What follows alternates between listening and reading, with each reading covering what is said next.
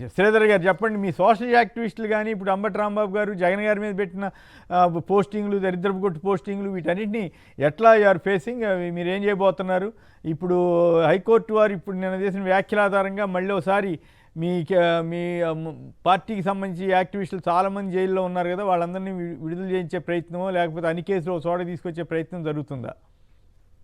కొమ్మినేని గారు, అది న్యాయపరంగా అంటే ఒక ప్రాసెస్ ప్రకారం చేయాలంటే ఒకసారి కేసులు రిజిస్టర్ అయిన తర్వాత ఎన్ని కేసులు ఉన్నాయని కనుక్కోవటం ఫస్ట్ స్టెప్.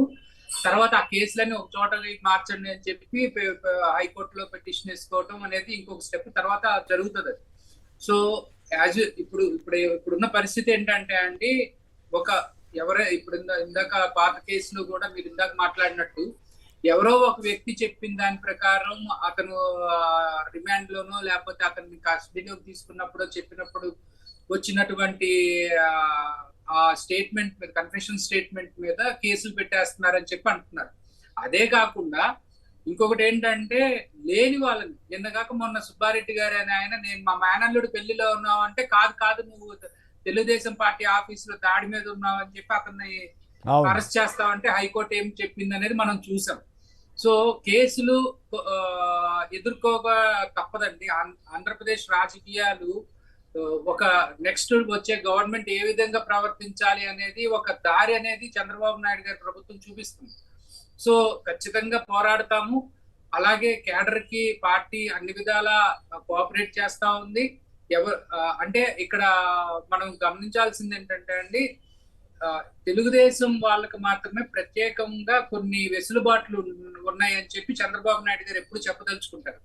ఆయనే స్వయంగా బయటకు వచ్చేసేసి గూగుల్ జూమ్ లో మాట్లాడుతూ, మీరు విపరీతంగా జగన్ గారి మీద పోస్టులు పెట్టండి, నేను డబ్బులు ఇస్తాను అవసరమైతే అని చెప్పి మాట్లాడిన వీడియోలు కూడా మన దగ్గర ఉన్నాయి.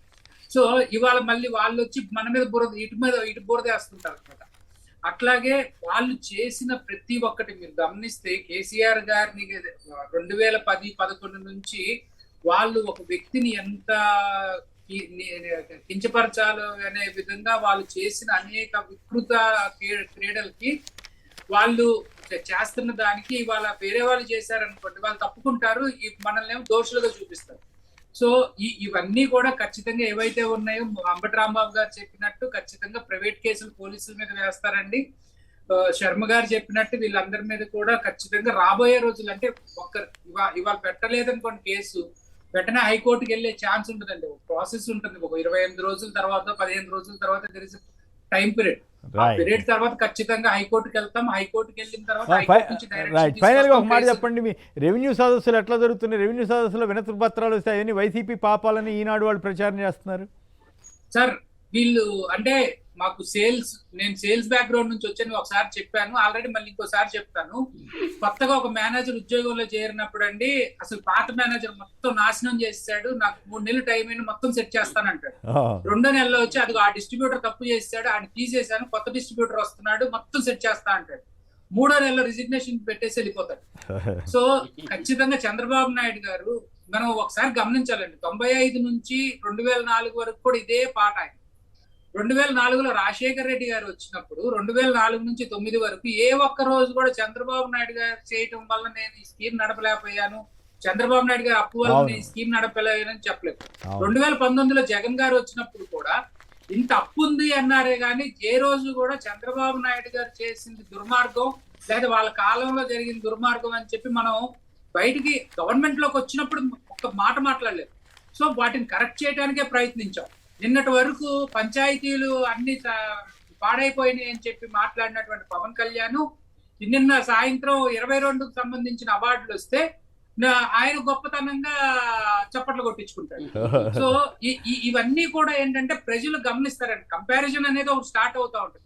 లోకేష్ గారు ఏం చెప్తున్నారు, 3,300 కోట్లు బకాయిలు పడ్డాడు జగన్మోహన్ రెడ్డి అంటున్నాడు.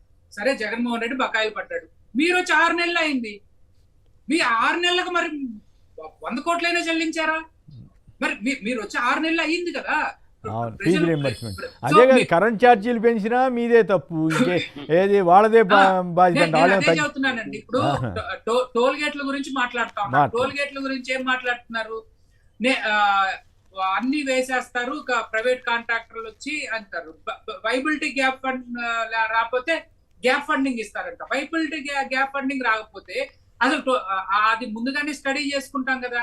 నీ దగ్గర ఇదే డబ్బులు ఉంటే, ఈ డబ్బులే నీ దగ్గర వైబిలిటీ గ్యాప్ ఫండింగ్ ఇచ్చే డబ్బులే నువ్వు ఉంటే నువ్వే రోడ్లు వేసుకోవచ్చు కదా. సో ఇవన్నీ లేక ఏంటంటే ఊరికే just time spending, time buying gap, వీటి కోసం గురించి ఈ నాటకాలండి. ప్రజలు ఖచ్చితంగా కర్రు కాల్చి వాత పెడతారు. అది ఎప్పుడు జరుగుతుంది అనేది ఏదేమైనా